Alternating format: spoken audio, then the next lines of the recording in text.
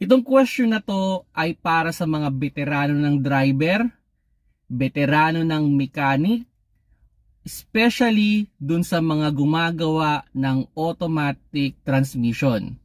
Ito yung senaryo.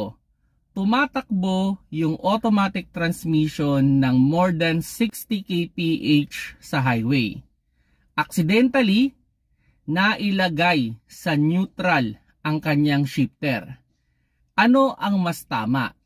Yung igigilid, ipo-full stop bago ipapasok ang drive, then tsaka tatakbo.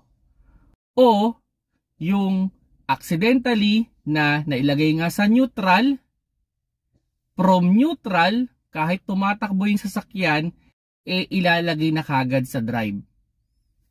Anong opinion nyo dito? Kasi may naipost ako na isang video na maraming nag-comment na ang sasabi nila na wala namang magiging problema sa transmission kahit ipasok mo yung neutral to drive kahit tumatakbo yung sasakyan.